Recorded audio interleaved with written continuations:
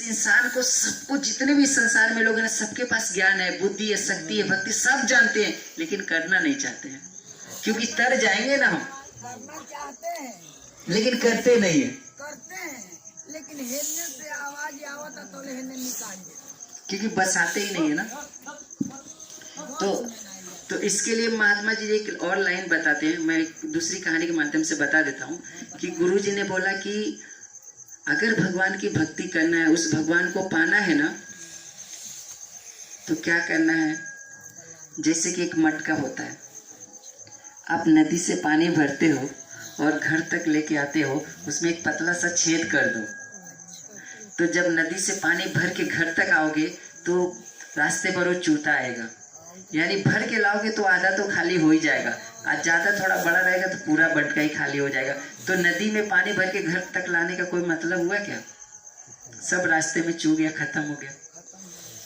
तो उस महात्मा ने समझाया, बेटा ऐसा करो, उस मटके को या तो बंद कर दो, नहीं बंद कर सकते तो उस मटके को पानी में ही डुबाए रखो। कहने का मतलब है कि भगवान की भक्ति करना है, घर तक ले जाना है, तो मन को शुद्ध करके घर तक ले जाओ। अगर घर तक नहीं जा सकते हो तो कथे में ही सारा दिन बैठे रहो, कथा सुनते रहो, जीवन सफल हो जाएगा। अब बोलोगे कथा ही सुनते रहेंगे तो बाकी सब काम करेंगे कौन? तो जिसने इस कथा में भेजा वो बैठा है करने के लिए। जैसे कबीर जी की बातें आती है तो उनकी लड़की की शादी, कमलिन की शादी के लिए माता ने बोला कि देख बेटा, लड़की बड़ी हो गई है, उसकी शादी करना है और तू कुछ करता नहीं है, सारा दिन राम राम जपता है, बता तेरे राम राम जपने से लड़की की शादी कैसे होगी। माँ थोड़ी भोली थी, उसको भगवान की भक्ति पता नहीं था, तो माँ कबीर को हमेशा मारा, ताना थोड़ा देती थी कि बेटा लड़की तेरी बड़ी हो गई है, शादी करना है और तू कुछ ध्यान नहीं देता, उसके बारे में सोचता नहीं है।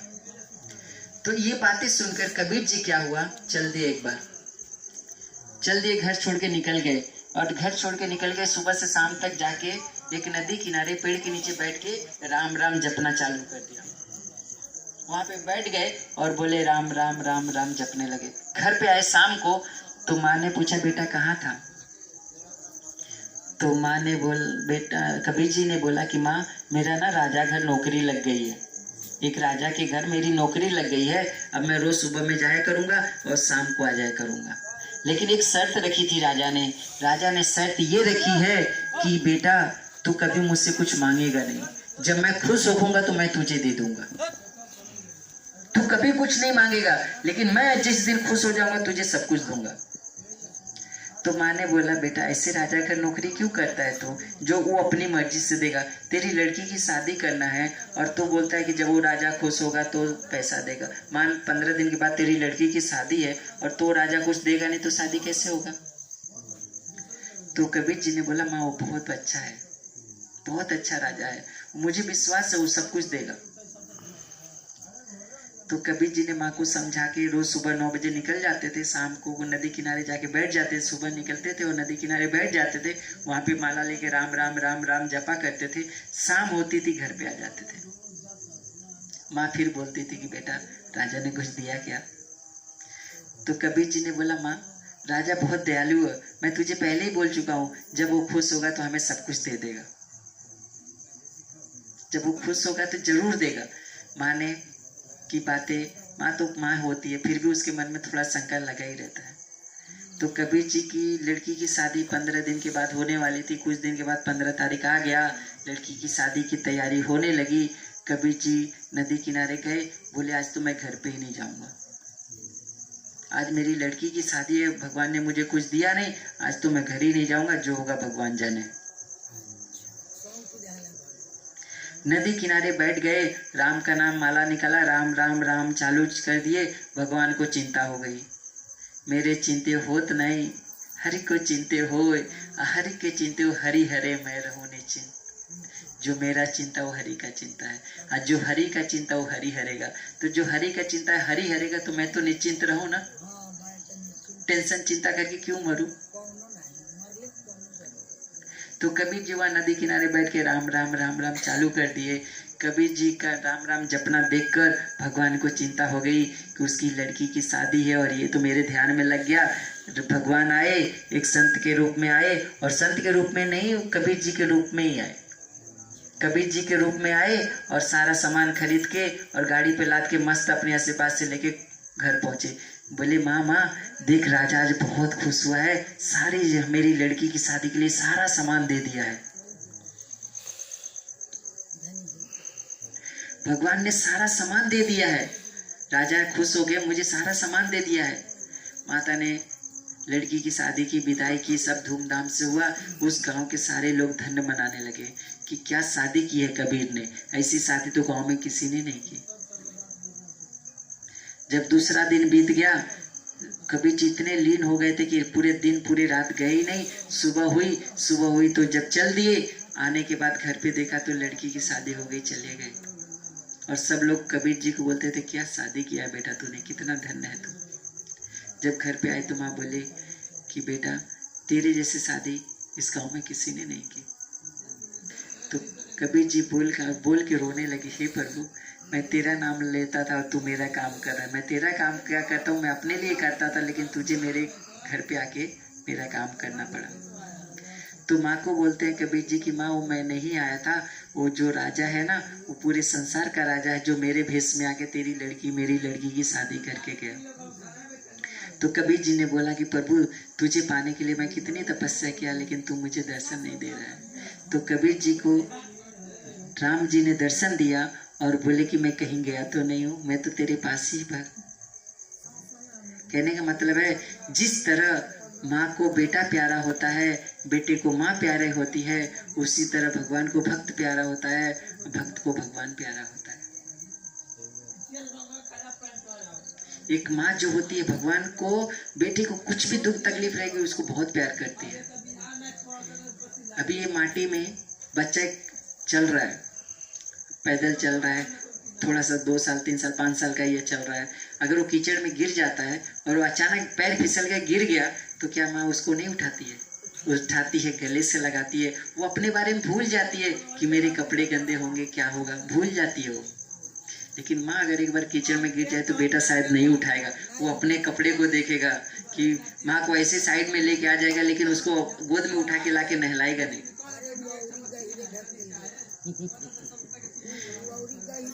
तो इसीलिए समझाते हैं संत महात्मा कि भलाई करो और ये मत फल की आकांक्षा मत करो। राम गीता में श्री कृष्ण भगवान ने भी यही बोला है कि कर्म करो, फल की आकांक्षा मत करो। भगवान जो देना होगा देगा, लेकिन हम अपना तो कर्म करते रहें। हमारा कर्तव्य क्या है? भगवान का नाम सुमिरन करे, बेटी की सेवा करे, माँ की सेवा करे, पत्नी की सेवा करे, पति की सेवा करे। हमारा कर्म है, करते रहो। भगवान जब देना होगा तो देगा, नहीं देना है तो राम जी जाने। अगर नहीं दिया तो ये सोच लेना कि पिछले जन्म में कुछ कर्म था जो इस जन्म में पूरा कर दिया मैंने। अगर इसी जन्म का कर्म इसी जन्म में दे दिया तो बोलो कि बहुत अच्छा, धन्यवाद है। तो एक लालची ब्राह्मण था। संसार में बहुत सारे लालची होते हैं, हर तरह से एक कहानियां इसलिए सुना रहा हूँ कि अगर 10 कहानी सुनाए तो एक कहानी भी अगर आपको याद हो गई और उस मार्ग में चल दिए तो शायद आपका जीवन सफल हो जाए। तो वो लालची ब्राह्मण था, वो कोई भी उसके द्वार पे जाता था उसको भगा देता था, बोलता है साधु चल बाहर। भगवान सोचे कि मैं इसको इतना धन देता हूँ, इतना पैसा दिया, इतना सब कुछ दिया, लेकिन मेरे भक्तों को ये एक रोटी भी नहीं देता है। तो क्या हुआ, भगवान भेष बदल के उसके घर पे गए और बोले कि भिक्षा मिले। तो बोले साधु चल आगे, मैं भिक्षा उच्छा नहीं देता। अहंकार में, घमंड में बोला। इतना सोना का लालची था, इतना सोने का इतना लालची था। तो जैसे ही महात्मा तो महात्मा ही होते हैं ना, उनको गाली दो या पत्थर से मारो या कुछ भी करो, वो आपके भलाई के लिए आते हैं, आपका उपकार करने के लिए आते हैं। तो महात्मा जी अंदर चले गए उसके घर के अंदर। तो बोलता है तू तो बड़ा जादूगर है, मैं तो तुझे साधारण भिखारी समझ रहा था, तू अंदर कैसे आ गया? तो महात्मा जी ने बोला मैं तुझे कुछ देने के लिए आया हूँ सेठ को। तो बोला भिखारी भीख मांगता, तू मेरे को क्या देगा? तो बाबा ने अपनी झोली से एक सेव निकाला, उसको सोने का बना दिया और दे दिया सेठ को। उस सेव को सोना बना के जब बाबा ने सेठ को दे दिया, सेठ बहुत खुश हुआ, देखा तो खींच के दिखता तो बोलते एकदम सच में सेव है, सोने का सेव है। अपने घर वालों से बोलता है जितना सामान घर का सब लाके रख दो, बाबा सोना बना देंगे।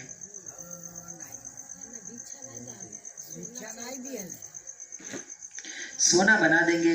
तो महाराज उनकी पत्नी, उनके बच्चे जो थे घर के सारा सामान लाके इकट्ठा कर दिया, चौकी बर्तन बेलना जो था सब रख दिया। बाबा ने बोला सब सोना हो जाओ, सब सोना बन गया। जब सब सोना बन गया तो सोना सोना बोल के बहुत खुश हुआ। तो बाबा बोले ठीक है अब तो खुश हो, अब मैं जाता हूँ। बाबा जब जाने लगे तो सेठ ने बोला बाबा बाबा ये सोना बनाने का विधि मुझे क्यों नहीं सिखा देते आप?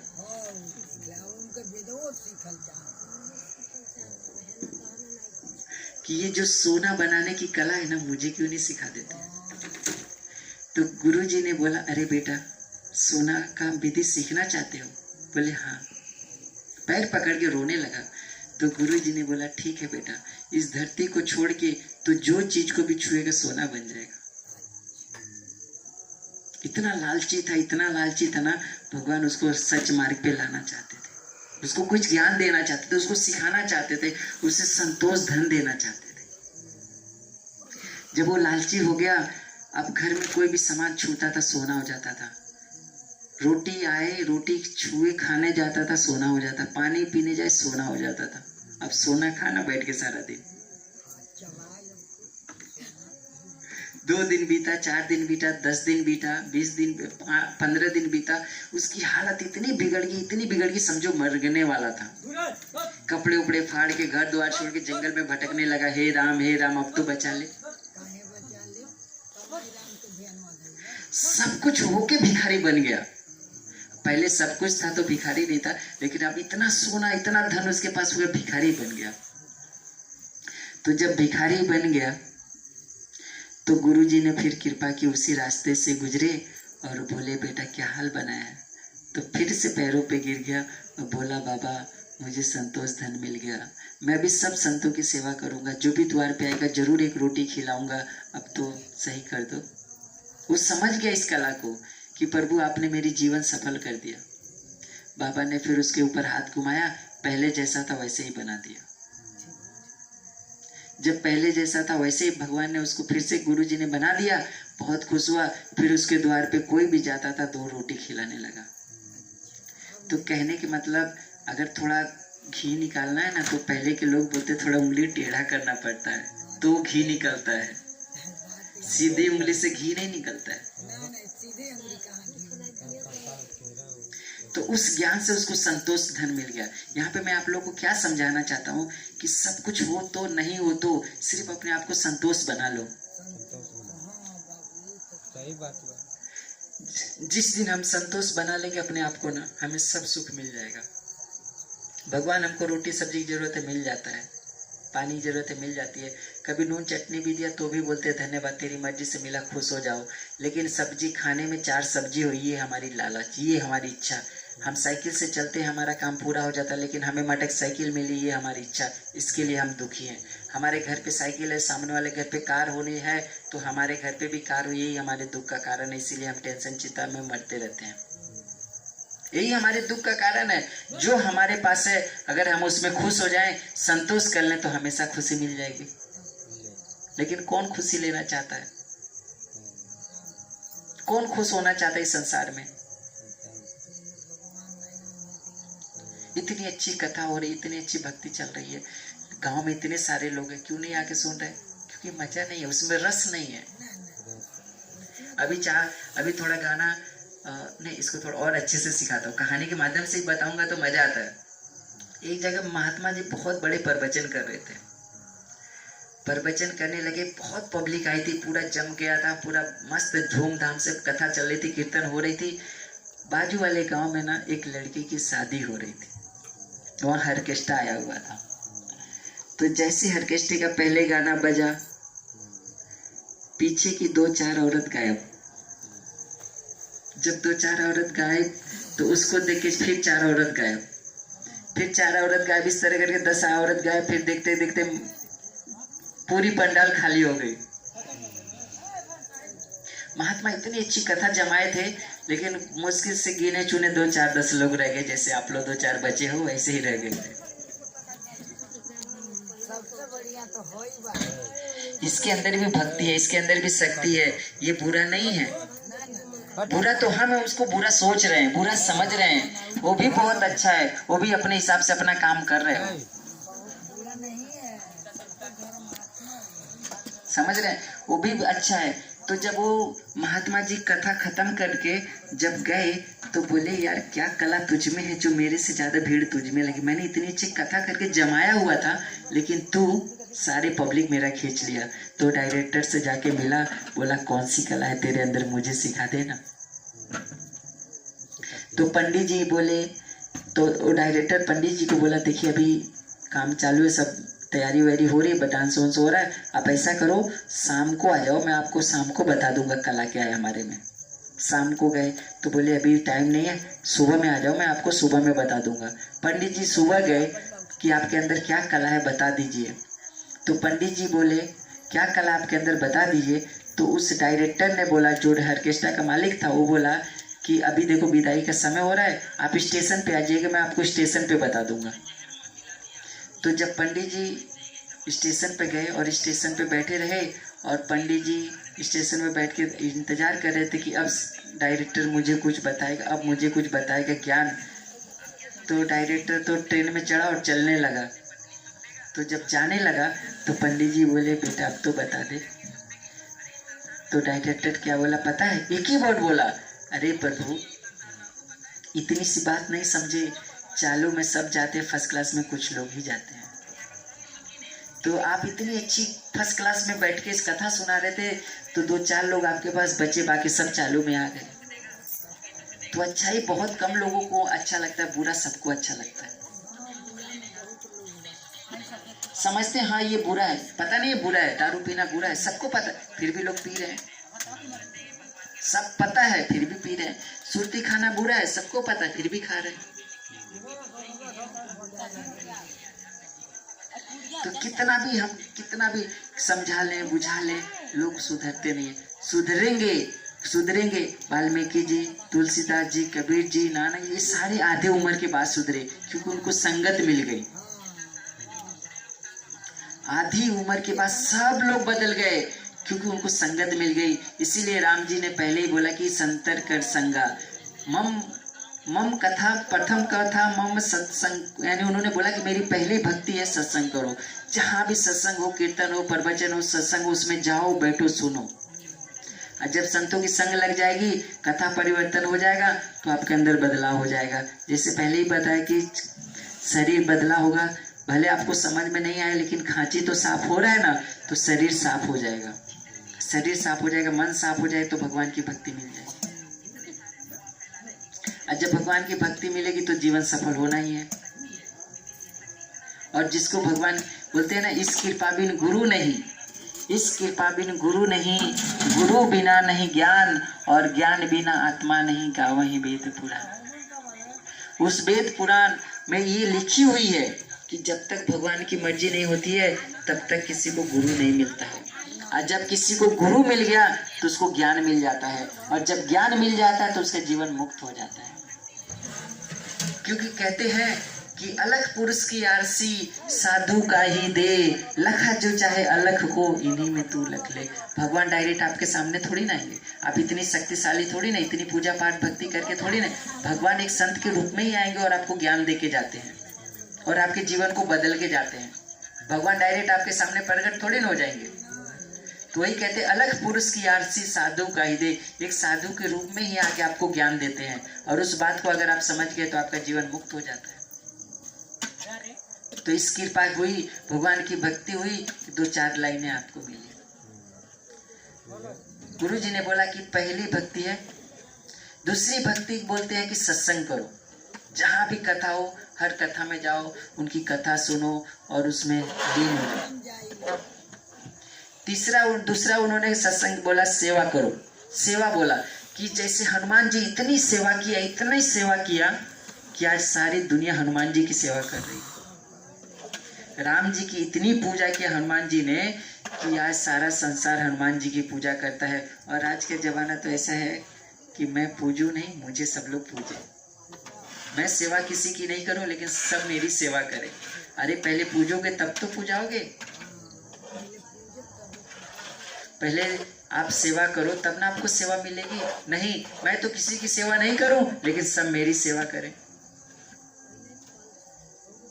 जब हम सेवा करेंगे तभी तो हमारा भी कोई सेवा करेगा। अगर सास है, सास खूब अच्छे से अपनी बहू की सेवा कर, अपने माँ की सेवा की होगी, अपने घर वालों की अच्छे से सेवा करेगी, सास ससुर की, तो उसकी बहू आएगी तो उसकी वैसे ही सेवा करेगी, बोलना नहीं पड़ेगा। लेकिन जब सास ही अपने सास ससुर की अच्छे से सेवा नहीं की तो उसकी बहू उसकी सेवा कहाँ से करेगी? ये तो प्रथा चलती है। अगर हम अच्छे से आदर सम्मान करेंगे, पूजा पाठ करेंगे तो हमारी पूजा पाठ होगी। जब हम ही पूजा पाठ नहीं करेंगे तो हमारी पूजा पाठ कहाँ से होगी? इसीलिए क्रोध पैदा होता है, इसीलिए घर में लड़ाई पैदा होता है, इसीलिए घर को तहस नहस कर देते हैं। लोग बोलते सारा दोष माताओं में है। मैं तो बोलता हूँ सबसे अच्छी माताएं होती हैं। सारा सुकून तो माताएं देती हैं, सारा प्यार मोहब्बत तो माताओं से ही मिलता है। लेकिन माताओं को लोग बुरा कहते हैं। लेकिन माताएं इतनी अच्छी होती हैं, उनकी भक्ति श्रद्धि में अगर लग जाओ तो दुनिया बदल जाती है। जिस घर में माता खुश रहती है वो घर स्वर्ग है, वहीं पे सारी खुशी है। लेकिन माता जिस घर में नाराज रहती है, कुछ नहीं मिलने वाला है। कबीर जी ने बहुत अच्छी एक लाइन लिखी है कि पाथल पूजन हरि मिले तो मैं पूजू पहाड़। अगर उस पत्थर को पूजने से भगवान मिल जाते हैं तो कबीर जी बोलते हैं मैं चलता हूँ पहाड़ पूजूंगा। पाथल पूजन हरि मिले तो मैं पूजू पहाड़, आ घर के चकिया केहू न पूजे जेकर पीसल खाए। कबीर जी कहते हैं कि पाथल पूजन हरि मिले तो मैं पूजू पहाड़, आ घर के चकिया केहू न पूजे जेकर पीसल खाए। वो ये समझाना चाहते हैं कि अगर आप पत्थर पूजते हो, पत्थर पूजने से आपको भगवान मिलता है, तो मैं चल रहा हूँ पहाड़ पूजूंगा, तो मुझे भी भगवान पहाड़ पूजने पे भी मिलेगा। लेकिन घर का जो चकिया है, जिसका पीसा हुआ हम खाते हैं, वो भी तो पत्थर है, उसको तो पूजो, क्योंकि उसका पीसा हुआ खा रहे हैं हम। तो लोग उस चक्की को नहीं पूजते हैं। उस चक्की से पीस के, गेहूं को पीस के हम आटा बना के खाते, उस चकिया को भी तो पूजा करो, भी तो पत्थर है, तो उसको कोई नहीं पूजता है। एक मंदिर में पत्थर बैठा तो उसकी पूजा करेंगे। बाबा धाम नहाने जाते हैं लोग।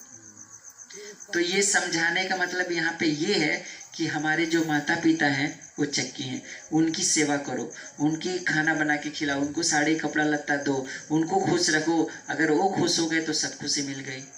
तो माँ बाप की सेवा करते नहीं है, अब बाबा धाम नहाने चले जाते हैं, पत्थर पूजने भगवान को चले जाते हैं। जबकि पहले ही बताया गया है, सरवन ने माता पिता को पूज के भगवान की भक्ति पाली।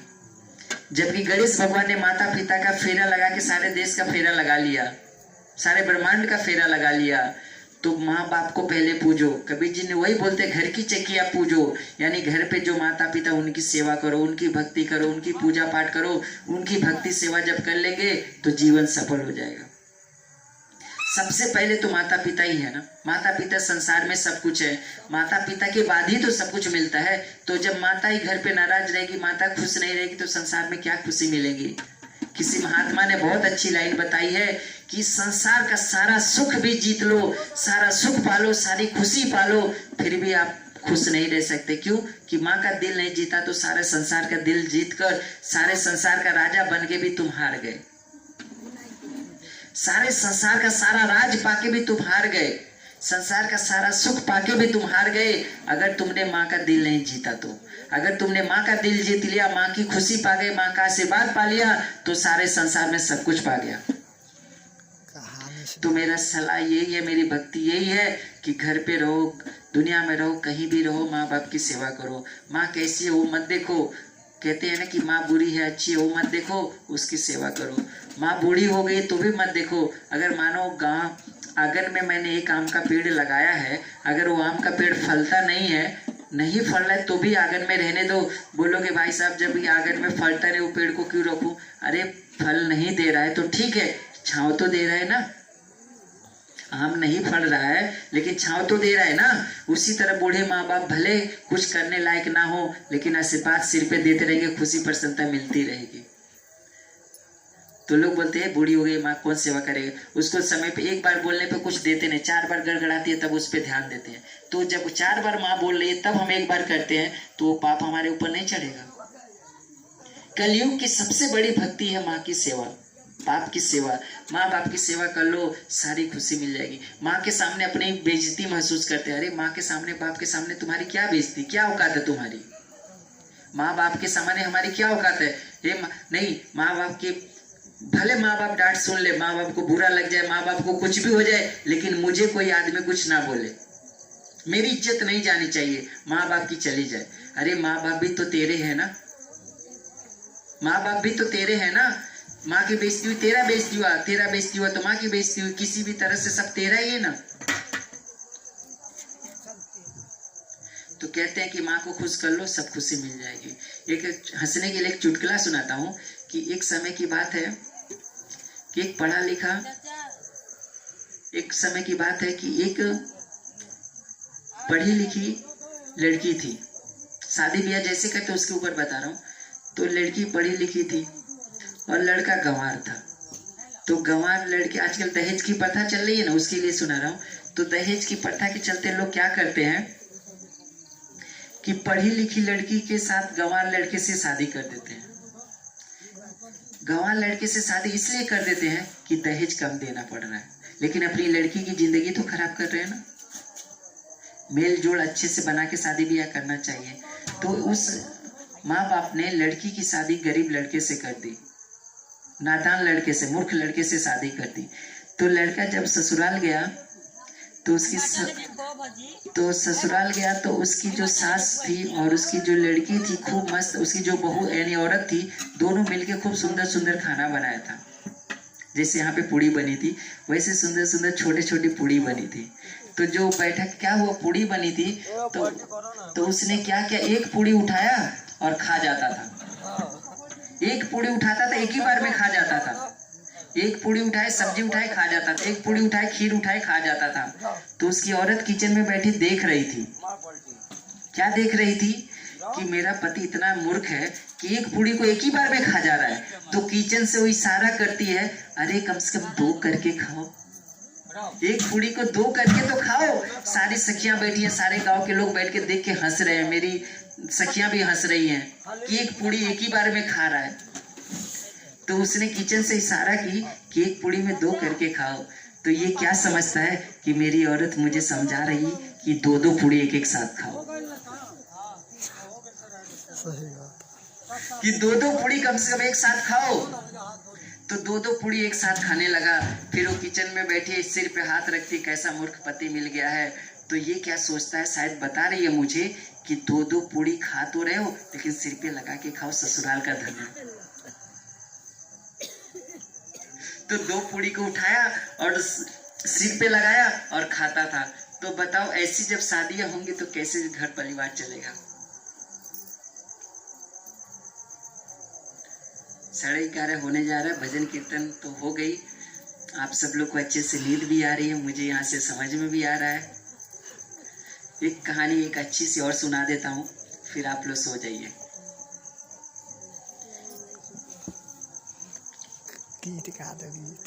समझ रहे हैं? तो एक कहानी अच्छे से आप लोगों को सुनाता हूँ। ये कहानी कैसी है कि संसार के अंदर क्या चल रहा है उसके ऊपर है। लास्ट कहानी आप लोग को अच्छे से सुनाते कि संसार के अंदर क्या चल रहा है उसके ऊपर ये कहानी है। शायद कभी आप लोग किसी कथा में गए होंगे तो सुना भी होगा, शायद नहीं सुना है तो आप अच्छे से समझ लीजिए। एक समय एक बहुत गरीब ब्राह्मण रहता था।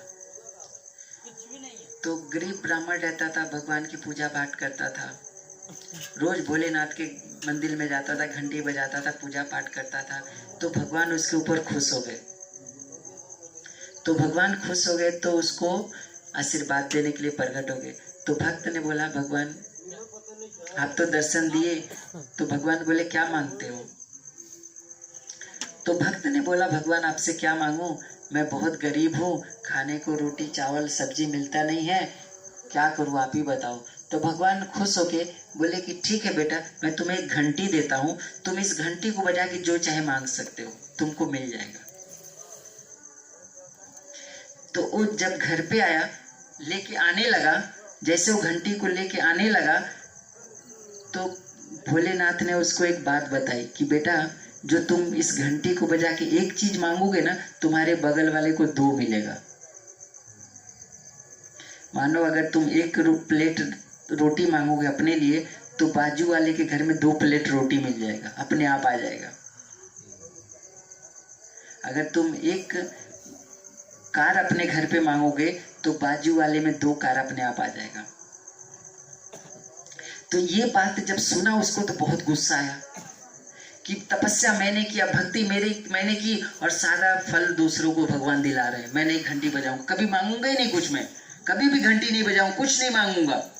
वो घंटी को लाया, कोने में फेंक दिया और पत्नी को बोला कि इसको कभी छूना मत, और मैं जा रहा हूं विदेश, पैसा कमा के भेजूंगा, गुजारा चलेगा।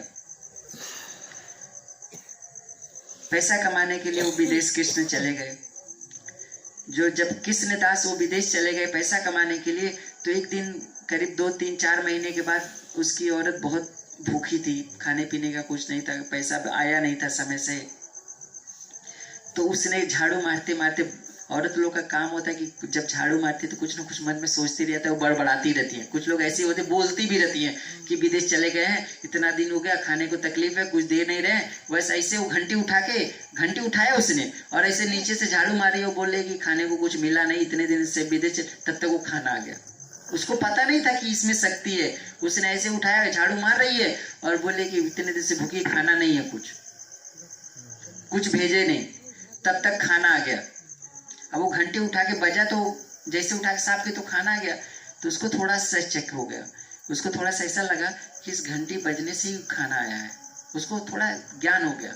तो उसने घंटी बजा के बोली पानी आ जाए, तो पानी आ गया। बोले कि ये कपड़ा आ जाए, कपड़ा। तो बोले अरे इतनी शक्ति हमारे घर में, और हमारा पति विदेश में कमा रहा है। तो उस औरत ने क्या किया, घंटी बजा बजा के सब कुछ मांग लिया। हे भगवान मेरा खूब सुंदर घर बन जाए, हे भगवान मेरे बच्चों को सुंदर कपड़े आ जाए, हे भगवान मेरा घर अच्छा हो जाए, हे भगवान मेरे घर पे राशन आ जाए, सब कुछ मांग लिया। हे भगवान मेरे घर पे 2 गाड़ी आ जाए, सब कुछ सुंदर बना के मस्त अच्छे साइज की जिंदगी जीने लगी उसकी पत्नी। और बाजू में पूरा गाँव बदल गया। इसने एक घर मांगा था, लोग गाँव के 2-2 घर हो गए। एक गाड़ी इसने मांगा था, लोगों के घर पे 4-4 गाड़ी हो गई। तो इसने पति को लेटर लिख के भेजा, पहले के जमाने की बात है, कि आपको वहां पे रहने की क्या आवश्यकता है, घर पे सब कुछ है, आ जाओ। तो उसको शक हो गया कि लगता है उसने घंटी बजा दिया। उसके मन में ये बातें चल गई कि लगता है उसने घंटी बजा दिया। तो जब ये बात उसके मन में बैठ गई तो वो आ गया, फटाक से भाग के आया गाँव। जैसे ही गाँव में आया तो देखा, अरे मेरा तो गाँव पूरा बदला हुआ है, पूरे गाँव में 2-2 घर, गाड़ी, बंगला, इतना सुंदर सब बन गया है। अब उसको जलन होने लगी कि मेरे घर पे 2 कार है, उसके बाजू वाले में 4-4 कार है। जलन की भावना कि कैसे मेरे से ज्यादा वो जी रहा है, कैसे मेरे से ज्यादा वो ऐसा हो रहा है, कैसे मेरे से ज्यादा वो ऐसे हो रहा है, जलन की पैदा हो गई। तो उसने अपने पत्नी को बोला, तुझे पता है मैं घंटी क्यों नहीं बजाता हूँ? कि भगवान ने आशीर्वाद दिया था कि तू जो 1 मांगेगा तेरे बगल वाले को 2 मिलेगा। तो पत्नी अच्छी थी, सुंदर थी, समझदार थी। उसने बोली कोई बात नहीं, हम खुश हैं, संसार खुश हो, हमें क्या चाहिए, मैं खुश रहूं, सारा संसार भी खुश रहे, मैं तो यही चाहती हूँ। लेकिन उसका पति ये बात नहीं जानता था, वो ये नहीं चाहता था। उसने बोला, हे भगवान मेरे आंगन में एक कुआं हो जाए, हे भगवान मेरे आंगन में एक कुआं हो जाए। घंटी बजा के बोला, हे भगवान मेरे घर में एक कुआं हो जाए। उसने अपने घर में एक कुआं मांगा तो बाजू वाले के घर में 2-2 कुआं हो गए। उसके बाद उसने बोला, हे भगवान, दूसरे दिन बोला, हे भगवान मेरी एक आंख फूट जाए। उसने बोला, हे भगवान मेरी एक आंख फूट जाए। तो बाजू वाले के अब वो तो एक आंख बची थी, तो उसका घमंड था कि मैं एक आंख से देख रहा हूँ, चल लूंगा, फिर लूंगा, कोई टेंशन नहीं है। लेकिन बाजू वाले लोगों की जब दोनों आंखें चली गई तो लोगों ने फटाफट नौकर रखवा लिया, नौकर रख लिया, सेवकदार रख लिया कि हमारी तो आंखें चली गई, पैसा धन दौलत सब कुछ है ही है, तो नौकर रख लिया। नौकर उनका हाथ पकड़ के सब काम करने लगा। लेकिन इनको तो घमंड था कि मेरी एक आंख है, एक आंख से मैं देख रहा हूँ। एक दिन सुबह रात को उठे पेशाब करने के लिए, उसी कुएं में गिरे और डूब के मर गए, कहानी खत्म।